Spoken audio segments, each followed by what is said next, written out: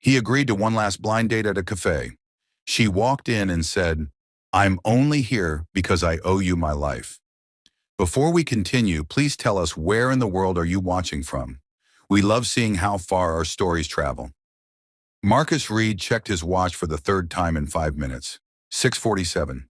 He'd promised his sister he'd give this exactly 15 minutes, maybe 20 if the woman wasn't completely unbearable. And then he was out. Done. Finished with the whole blind date nightmare his sister Jessica kept forcing on him like some kind of twisted therapy. The cafe smelled like cinnamon and dark roast coffee, that kind of warm, lived-in smell that made you want to curl up with a book and forget the world existed. Second Chances Cafe, Jessica called it. And yeah, the irony wasn't lost on him. She'd begged him to buy the place for her after she left nursing. Said she needed something quieter, something that didn't involve watching people die every other Tuesday. He couldn't say no to his little sister, never could. So now here he sat in a cafe he owned, waiting for a woman he'd never met, wondering what the hell he was doing with his life. The door opened and a gust of cold November air rushed in, carrying the smell of rain and wet pavement. Marcus glanced up and saw her. She wasn't what he expected. Not that he'd really expected anything. Simple navy dress, hair pulled back in a low ponytail like she'd done it in the car, coat wrapped tight around her like armor. She looked tired, the kind of tired that lives in your bones and doesn't go away after a good night's sleep. Their eyes met across the half-empty cafe, and for a second, neither of them moved. Then she walked over. No smile, no nervous energy, just straight-up exhaustion mixed with something that looked a whole lot like resignation. She dropped into the chair across from him without waiting for an invitation. "You must be Marcus," she said, and her voice was flat, like she'd already decided how this was going to go. "And you must be Rachel," he replied, leaning back slightly. She didn't look at the menu, didn't glance around the cafe, just kept her eyes on him like she was sizing up an opponent before a fight. "Let's just get this out in the open," she said, and wow, okay, so they were diving right in. "I'm only here because your sister saved my life 6 months ago. Car accident, nasty one, and she pulled me out before the whole thing went up in flames, so I owe her. That's why I'm sitting here. I'm giving this 30 minutes, then we both get to tell her we tried and we never have to do this again." Marcus blinked. In 3 years of half-hearted dating attempts, nobody had ever opened with that level of brutal honesty. Most women spent the first 20 minutes pretending they weren't trying to figure out his net worth or whether his penthouse had a good view. This woman just threw all her cards on the table like she was too tired to play games. He couldn't help it, he smiled. "That's the most honest thing anyone's said to me in months," he admitted. She raised an eyebrow. "Yeah, well, I'm too old and too tired to pretend I want to be here." "No offense." "None taken," Marcus said, and he meant it. "For what it's worth, my sister ambushed me into this too. Told me if I didn't show up, she'd start setting up dates during my board meetings." Rachel's lips twitched, almost a smile, but not quite. "She's relentless like that. You have no idea." The waitress, one of Jessica's part-timers, came over and took their orders. Black coffee for him, chamomile tea for her. They sat in awkward silence for about 10 seconds before Marcus figured what the hell. Might as well talk. "So what do you do, Rachel?" She shrugged. "I count medical supplies in a warehouse. Boxes of gloves, syringes, bandages, all day, every day. Real thrilling stuff." The way she said it, so flat and bitter, told him everything he needed to know. This wasn't what she wanted to be doing. This was what she'd ended up doing. "Sounds fulfilling," he said dryly. "It's not," she shot back, "but it pays the bills and I don't have to think." "What about you?"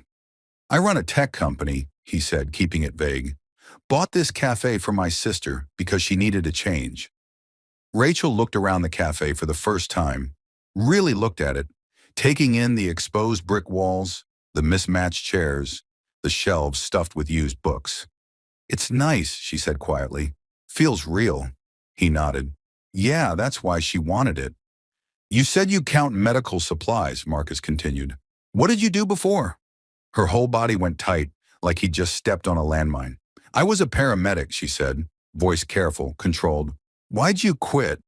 The question hung in the air between them, heavy and sharp. Rachel's eyes went distant, staring at something he couldn't see. Same reason you're sitting here on a blind date you don't want, she finally said, because life punched me in the face and I stayed down. Before Marcus could respond, the cafe doors slammed open and a blur of movement shot across the room. Dad! Marcus turned just in time to catch his 6-year-old son, Owen, as the kid launched himself into his arms.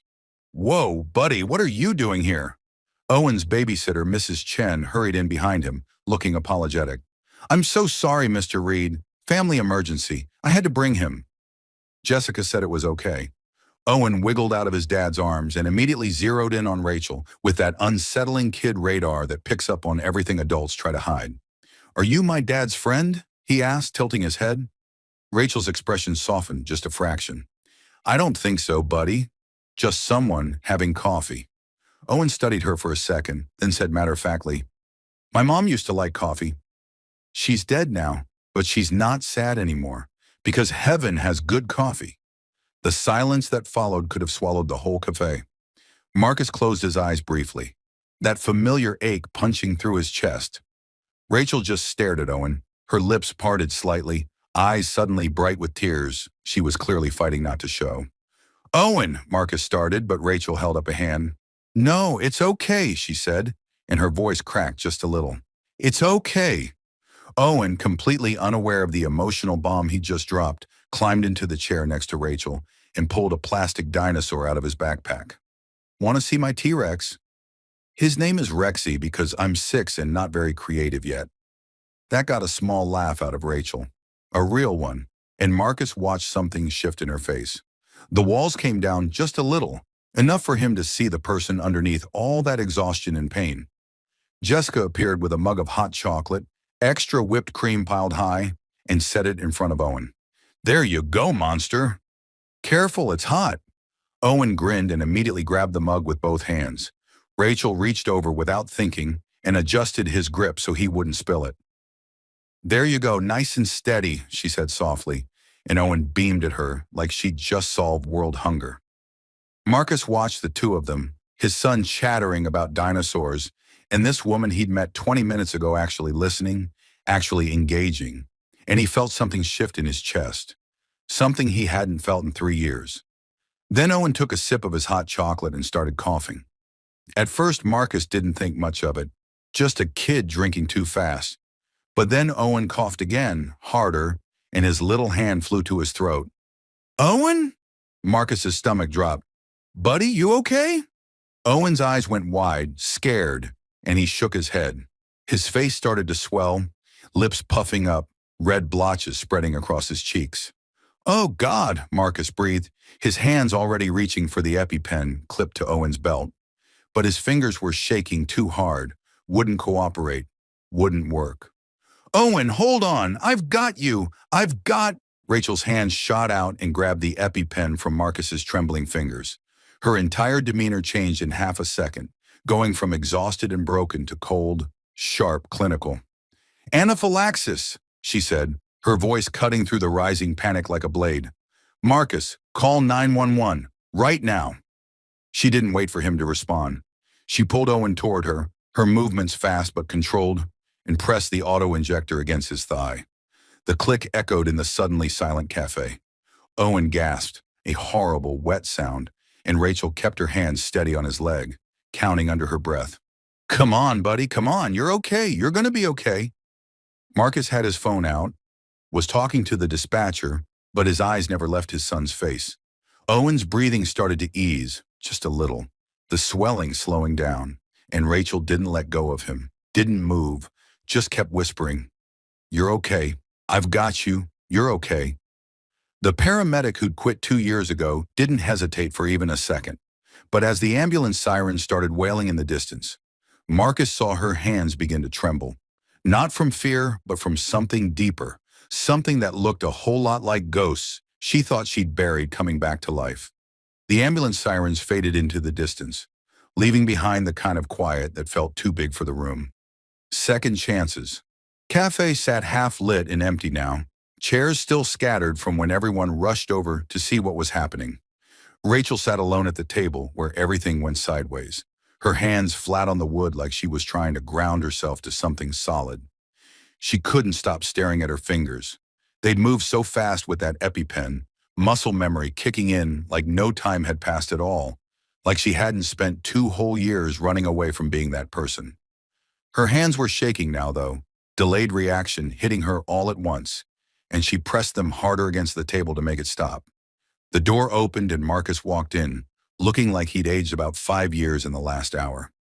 He'd sent Owen to the hospital with Jessica while he stayed behind to deal with the cafe, make sure everything was locked up, but Rachel could see it written all over his face that leaving his kid had just about killed him. "You're still here," he said, and it wasn't a question. More like he was surprised she hadn't bolted the second she got the chance. Rachel didn't look up. "Yeah, well, figured I should stick around in case you needed to yell at me or something." Marcus crossed the room and dropped into the chair across from her, the same spot he'd been sitting in when this nightmare of a blind date started about 1 million years ago. "Why the hell would I yell at you?" he asked. "You saved him." "I just reacted," Rachel said, voice flat. "That's it. Just instinct." Marcus leaned forward, elbows on the table, and she could feel him staring at her even though she still wouldn't meet his eyes. "The paramedics said if you'd waited even 30 more seconds, we'd be having a very different conversation right now," he said quietly. "So yeah, you saved my son's life, Rachel. You can downplay it all you want, but that's what happened." She finally looked at him, and God, the gratitude in his eyes was too much, way too much. "Don't," she said. "Don't make me into something I'm not." Marcus shook his head. "I had the EpiPen right there in my hand, and I froze. I'm his father, and I completely froze. You didn't." "You were scared," Rachel said. "Fear does that to people." "You weren't scared." She let out a bitter laugh. "I was terrified." The confession hung between them, and Marcus tilted his head, studying her like he was trying to figure out a puzzle that didn't quite fit together. "You said you used to be a paramedic," he said carefully. "What happened? Why'd you really quit?" Rachel's jaw tightened, and for a second she thought about lying. Thought about making up some easy answer that wouldn't crack her wide open in front of this guy she barely knew. But something about the way he was looking at her, no judgment, just genuine wanting to understand, made the truth come spilling out. "I froze when my husband had a heart attack," she said, and her voice came out steadier than she expected. 2 years ago, in our kitchen, middle of a Tuesday morning, he collapsed right in front of me, and I knew exactly what to do. I'd done CPR 100 times on strangers, but when it was him lying there, I just stood there like an idiot for 45 seconds. She swallowed hard. By the time I snapped out of it and started compressions, it was already too late. Coroner said he probably died instantly, said nothing would have changed the outcome, but I'll never know for sure. And I couldn't carry that doubt onto every call, couldn't trust myself not to freeze again when it mattered. Marcus didn't try to tell her it wasn't her fault, didn't throw out any of that useless comfort people always tried to shove at her. He just nodded slowly, like he understood something about guilt that couldn't be fixed with words. "My wife died 3 years ago," he said after a minute. "Diane. Brain aneurysm, no warning, just didn't wake up one morning. Owen was only 3. Rachel felt her chest tighten. "I'm sorry. She called me the night before," Marcus continued, staring at his hands now. "Said she had a killer headache, felt weird, wanted me to come home from my business trip early. And I told her to take some Tylenol and I'd be home the next day, like planned, because I had one more meeting that was apparently too important to miss." His voice cracked just slightly. "So I get it. I know about the what-ifs that eat you alive at 3 in the morning." They sat in that heavy silence for a while, two people carrying around the same kind of weight, just in different packages. Finally, Rachel said, "Your sister insisted I come to the hospital. She's very persuasive." Marcus smiled faintly. "Yeah, that's Jessica. Spent 15 years bossing around ER patients. Now she bosses around Café customers, and apparently her brother's disaster love life." Rachel almost laughed. "And this has got to be the worst blind date in human history." "I don't know," Marcus said, standing up. "You saved my kid's life. That's got to count for something." He held out his hand. "Come on. Owen's asking for you." The hospital waiting room smelled like industrial cleaner and bad coffee, fluorescent lights buzzing overhead like angry insects. Jessica spotted them the second they walked in and rushed over to hug Rachel so hard it knocked the breath out of her lungs. "Thank you," Jessica kept saying over and over. "Thank you, thank you." Rachel stood there awkwardly, never great with people thanking her for just doing what needed doing. When Jessica finally let go, she said, "Owen wants to see you. He won't stop asking." Rachel's eyes went wide. "Me? Why would he want to see me?"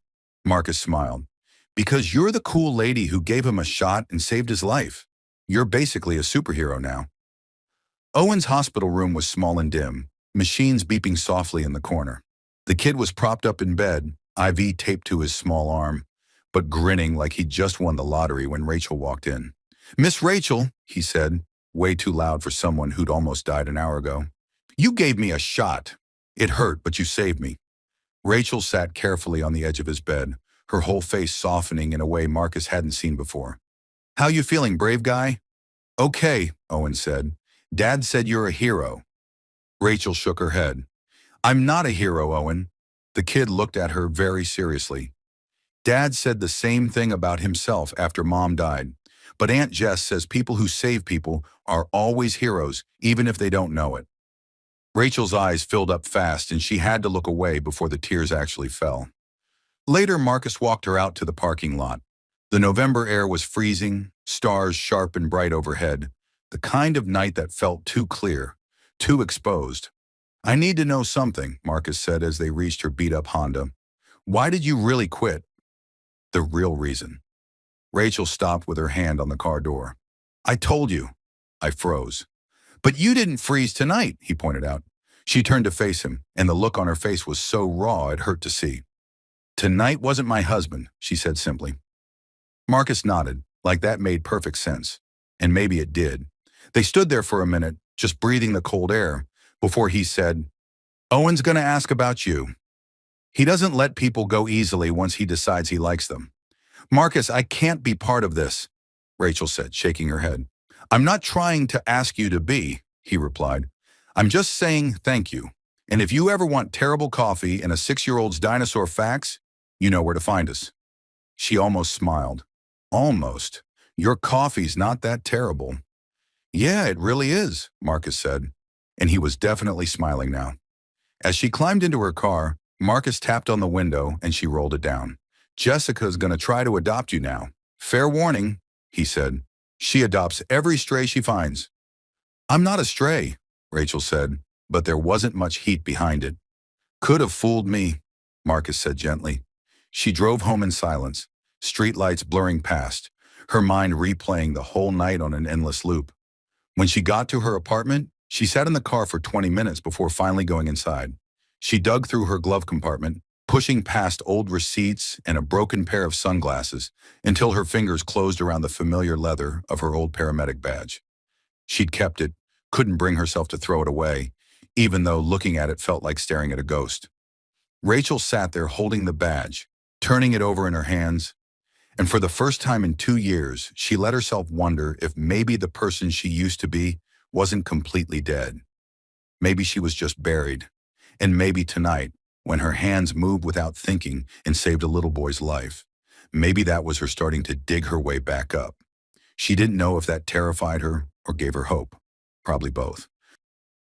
2 weeks later, Rachel pushed open the cafe door for what had to be the 4th time that week, telling herself the same lie she'd been spinning since this whole thing started. Just coffee, just checking in. Then I'm gone. Except she kept coming back, like the place had some kind of gravitational pull she couldn't shake.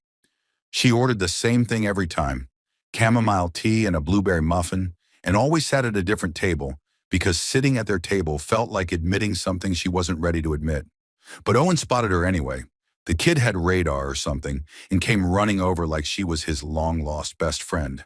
"Miss Rachel!" he yelled, loud enough that half the cafe turned to look. She couldn't help smiling, genuine and surprised that the expression still felt natural on her face. Owen dragged her over to where Marcus sat, looking exhausted and buried in paperwork, coffee going cold next to his laptop. "You don't have to sit with us," Marcus said, but there wasn't much conviction behind it. I know, Rachel said, sliding into the booth anyway. But your kid's persistent. Owen showed her his drawings, dinosaurs, and stick figures, and she noticed one labeled Dad, me, Aunt Jess, Miss Rachel, and her throat went tight. You put me in your picture? She asked quietly. Owen nodded like it was the most obvious thing in the world. You're part of our mourning now. Marcus shot her an apologetic look, but she shook her head slightly. Honestly, she didn't mind. That was the scary part. After Jessica took Owen to school, Marcus and Rachel sat in the almost empty cafe.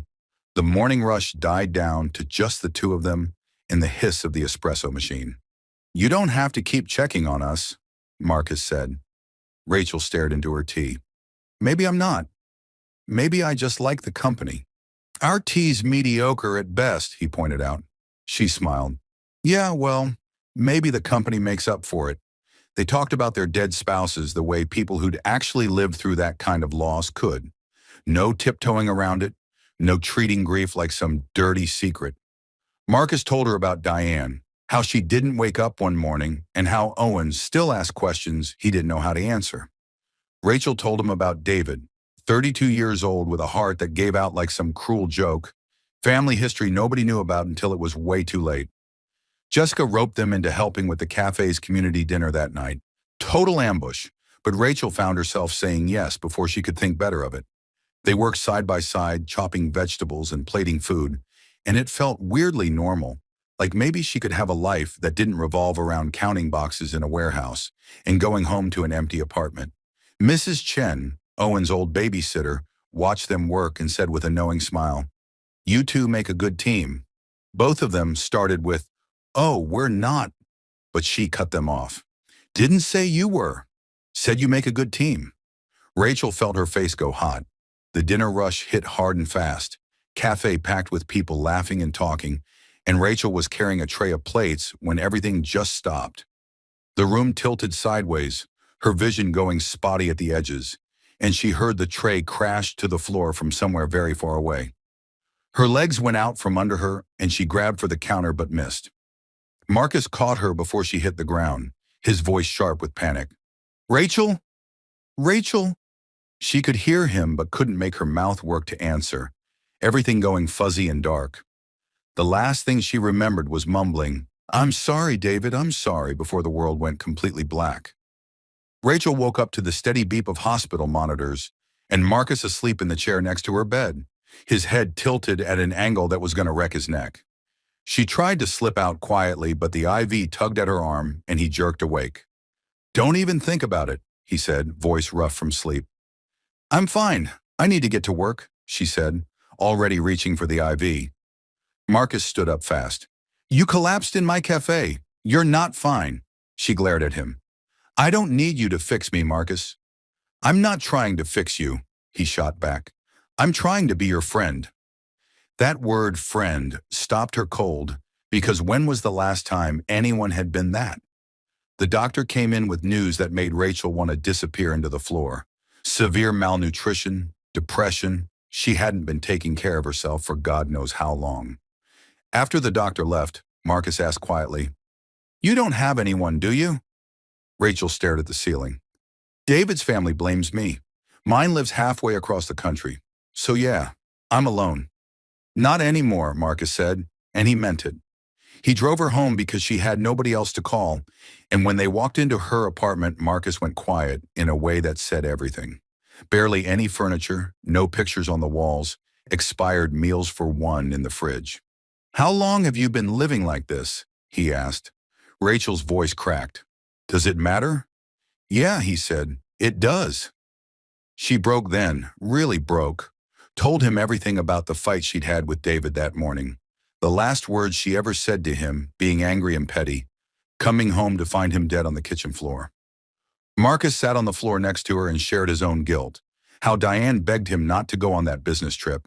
How he went anyway. How he got the call during a meeting that she was already gone. "Does it get easier?" Rachel whispered.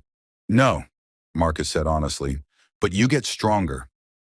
Before she could respond, someone knocked and Jessica appeared with Owen carrying a care package.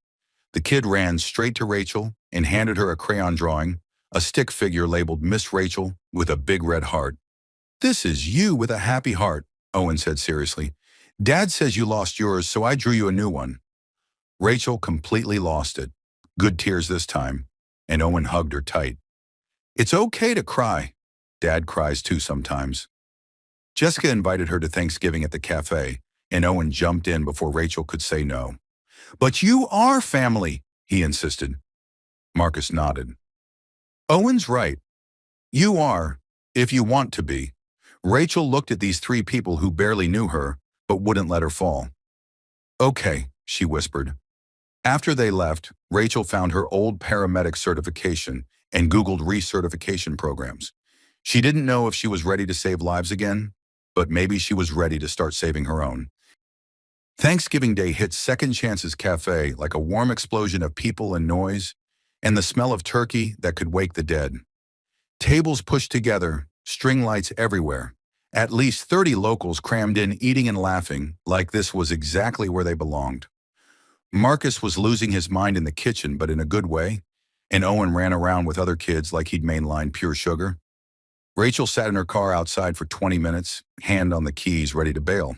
Then Owen spotted her through the window and waved so hard his whole body moved, and she couldn't drive away from that kid if her life depended on it. She walked in and Owen grabbed her hand immediately. "You sit with us!" He planted her between him and Marcus, and when Jessica gave the blessing and thanked the community for new friends who became family, Rachel had to look away before she started crying in front of everybody. Everything was going perfect until old Mr. Patterson started choking on a piece of turkey. The cafe went dead silent and Rachel's whole body locked up, flashbacks hitting her like a freight train. David on the floor, her frozen, unable to move. She couldn't breathe. Marcus leaned close and whispered, "You've got this. I'm right here." Something in his voice cut through the panic, and her hands moved on autopilot, Heimlich maneuver perfect and clean. Mr. Patterson coughed up the turkey and everyone clapped, but Rachel ran outside. Marcus found her hyperventilating on the back patio. "I froze again," she said through tears. "But you didn't," he said firmly. "You saved him." She sobbed into his shoulder, and he just held her until she could breathe again. "I'm so tired of being afraid," she whispered. "Then stop being afraid alone," Marcus said. 3 months later, Rachel walked into the cafe wearing her paramedic uniform, first day back on the job. Owen ran over yelling, "You look like a superhero!" And Marcus made her good luck tea with that smile that still made her stomach flip. Her partner Jenkins called from the door, "Hayes, we gotta roll." And she took a deep breath. Owen hugged her tight. "You're the bravest person I know. Braver than dinosaurs." She laughed through happy tears. "That's pretty brave, buddy." Her first call was a kid with allergic reaction, and she saved him without hesitation. Later, looking at a photo of Marcus, Owen, Jessica, and her at Christmas, she whispered, "Thanks, David. I got this now." That evening, she walked into the closed cafe where Marcus and Owen had made her dinner. Spaghetti, slightly burned, perfect. They ate at their original table, and after Owen fell asleep, Marcus took her hand. "First day back, how was it?" Rachel looked around at the cafe, at the sleeping kid, at the man who wouldn't let her give up. "Terrifying, but right. Proud of you," he said quietly. "You know," Rachel said, "I came to that blind date because I owe Jessica my life." Marcus smiled. "And now?" "Now I come because this feels like living." Outside, snow started falling on Second Chance's Café. Inside, 3 broken people sat together in warm light. Not a perfect family, but a real one. And that was more than enough. Sometimes the worst blind date becomes the life you never knew you needed. If this story touched your heart, hit subscribe so you never miss another tale of second chances and found families. Click one of the videos on your screen, because every story we share might be the one that reminds you it's never too late to